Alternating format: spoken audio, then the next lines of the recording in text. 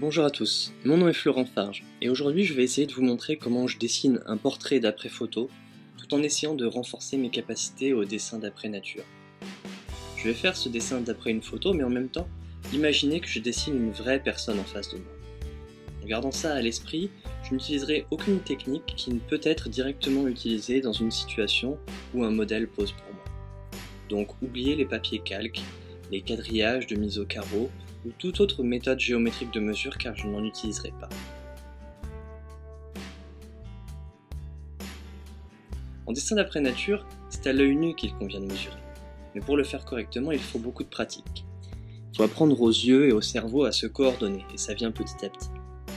Je vais vous montrer quelques conseils que vous pouvez utiliser dans votre pratique pour vous préparer au mieux à réaliser un portrait d'après nature. Cet exercice ne remplace pas le dessin d'après nature, mais y entraîne.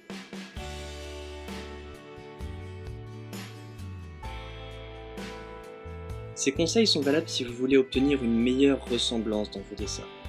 Ils ne sont pas vraiment importants si votre idée est avant tout de dessiner uniquement d'après photo et d'utiliser des calques ou des mises au carreau.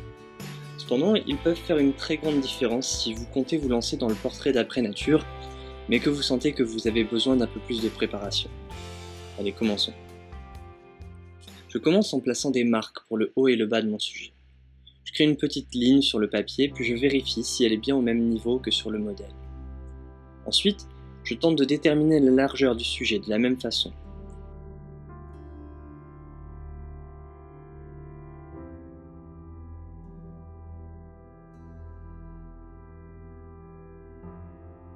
J'essaie d'être précis et décisif dans ces premières lignes, car elles sont comme les fondations pour un édifice.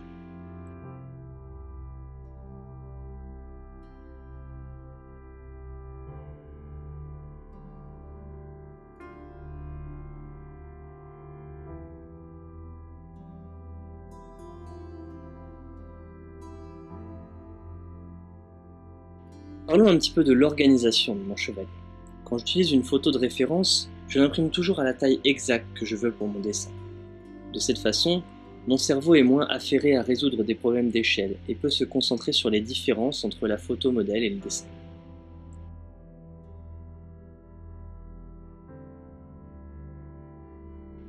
Je place ma feuille et ma photo l'une à côté de l'autre. Si j'avais un vrai modèle, je lui installerais probablement un siège près du bord de ma planche à dessin, un petit peu en retrait, et au niveau de mon regard pour que je n'ai pas trop à baisser la tête. Cet exercice de dessin repose avant tout sur la comparaison entre le sujet et la photo de référence. Et il est beaucoup plus simple de faire une comparaison si tout est au niveau du regard et à la même taille. Si vous devez sans arrêt bouger la tête et résoudre des problèmes d'échelle, vous perdrez des informations précieuses que votre cerveau ne peut plus gérer.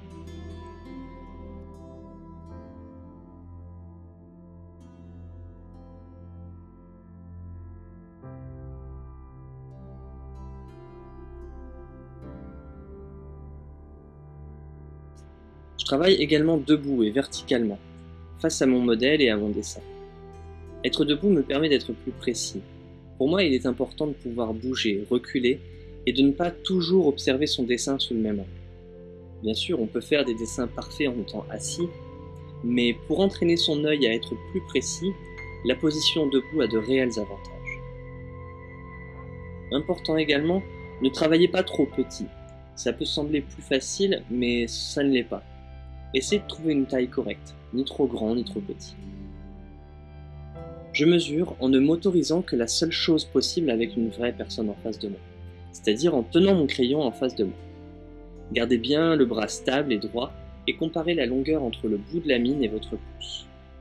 Prenez d'abord cette longueur sur le modèle, puis vérifiez sur le sujet. Pour être sûr, recommencez une ou deux fois cette opération. Quand vous vérifiez la précision de votre dessin, gardez toujours en tête que c'est votre œil qui travaille en premier et que la mesure vient ensuite. Regardez avec attention et essayez de trouver quelque chose qui ne va pas. Ensuite, et seulement ensuite, vérifiez en mesurant avec votre crayon devant votre œil. Comme vous avez la photo juste à côté de vous, il peut être tentant de prendre une règle et de mesurer sur la surface plane, mais essayez d'éviter. Vous devez vous entraîner à mieux évaluer les proportions à l'œil nu. C'est dur au début, mais si vous ne vous simplifiez pas la tâche, ça viendra. Quand on dessine d'après nature, c'est toujours une bonne idée d'avoir un miroir avec soi. Votre cerveau s'habitue à votre dessin après un certain temps. Le regarder dans un miroir est une bonne façon de forcer votre cerveau à voir ce qu'il ne veut pas voir justement.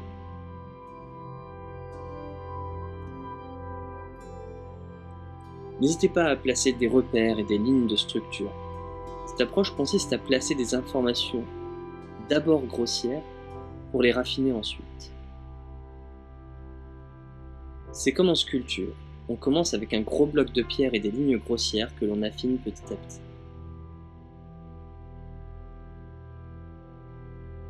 Comme le ferait un sculpteur, je ne me préoccupe pas tout de suite des éléments du visage. Je ne considère que les formes abstraites et les plus gros blocs. Je me recule souvent, je regarde mon modèle et mon dessin avec un peu de distance. Cela rend la comparaison plus facile. C'est un des avantages qu'il y a à travailler debout.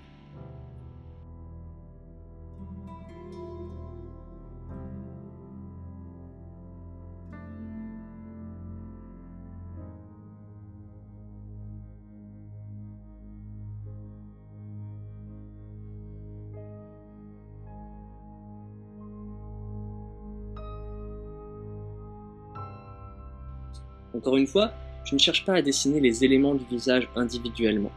J'essaie de localiser la ligne qui délimite les ombres et les lumières, aussi appelée la bosse de l'ombre.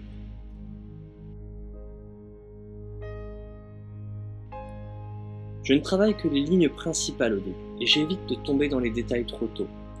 La tendance, c'est d'être absorbé par les détails, et c'est quelque chose qui peut poser problème. En travaillant d'abord les grandes lignes, je m'assure que la structure de mon portrait est solide.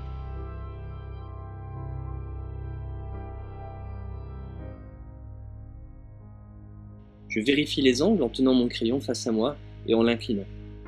Une bonne astuce est de repérer une ligne forte du dessin et de la prolonger mentalement, comme si elle ne s'était jamais arrêtée. Essayez de voir quelles autres lignes elle croiserait et à quel endroit, quel genre de forme cela créerait. Ça aide plutôt bien à visualiser la structure générale du dessin.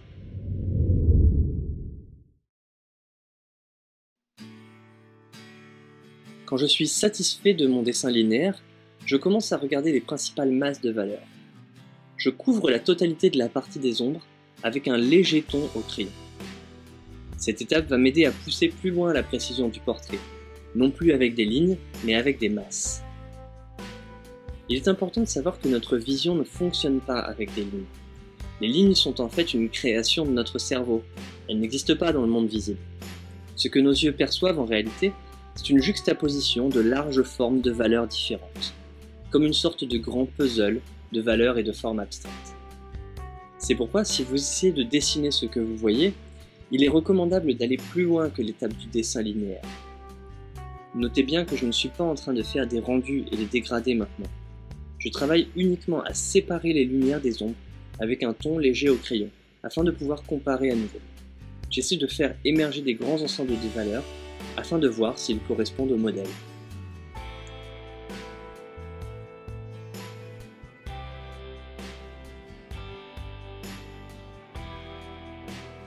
Je plisse beaucoup les yeux, ça rend mon champ de vision flou et fait apparaître les valeurs plus facilement. Je passe beaucoup de temps, hors caméra, à observer mon dessin et mon modèle à tour de rôle, et de nombreuses choses à changer apparaissent à ce moment-là.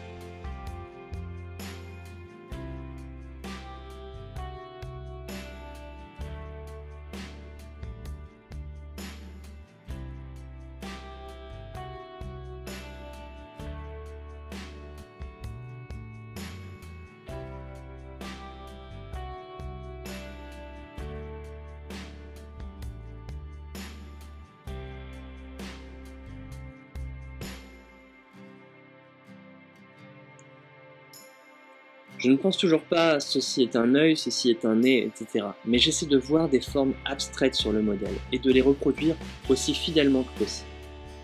Si c'est trop dur pour vous de visualiser des formes abstraites, une bonne astuce, c'est de leur donner une identité reconnaissable. Par exemple, je vois une sorte de tête de moustique dans l'ombre de la lèvre supérieure. Je sais que ça doit sembler bizarre et peut-être que vous ne la voyez pas. Mais peu importe, l'idée reste la même. Vous pouvez utiliser cette technique pour voir ce que vous voulez. Dans tous les cas, ça va vous aider à affiner le contour des formes d'ombre de votre dessin.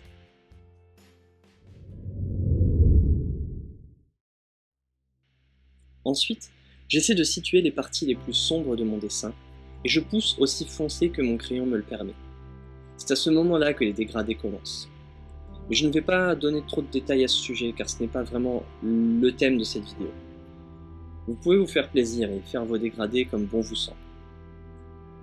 Rappelez-vous seulement de rester flexible. Le problème des dégradés, c'est qu'ils donnent l'impression que le dessin est fini, or ce n'est pas le cas.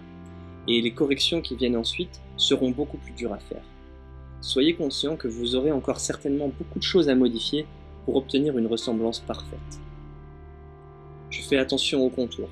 Je n'estompe presque pas, mais parfois pour rendre des contours plus doux, j'utilise un vieux pinceau, mes doigts ou ma gomme. À mesure que mon dessin progresse, je rentre plus dans les détails. Plus le dessin est avancé, plus vous aurez d'informations quant à la marche à suivre pour la suite. Je fais le tour et je cherche des choses qui doivent encore être modifiées pour obtenir la meilleure ressemblance possible.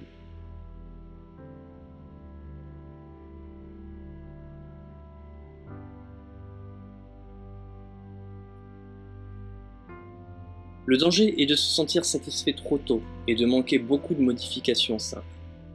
Notez qu'à ce point, je ne réfléchis toujours pas à dessiner un œil, un nez, etc. Je pense toujours en termes de forme et de valeur.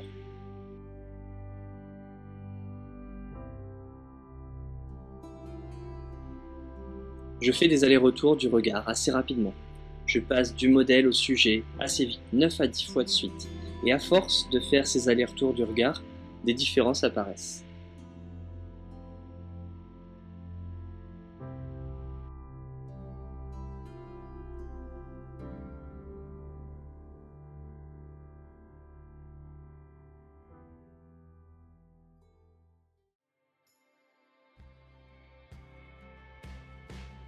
Ok, voilà le résultat final. Ce n'est pas nécessairement le type de dessin que je ferai tout le temps, mais en tant qu'entraînement, ça fonctionne plutôt bien. Pour suivre vos progrès, demandez à quelqu'un de votre entourage de vous faire une critique, même quelqu'un qui ne s'y connaît pas en dessin. Comme nous communiquons essentiellement par les expressions du visage, il est facile pour quiconque de repérer des nuances très subtiles dans un portrait. Vous pouvez aussi utiliser des outils géométriques pour vérifier la précision de votre dessin, ou même du calque. Mais attention, ne le faites qu'à la fin, quand vous aurez terminé.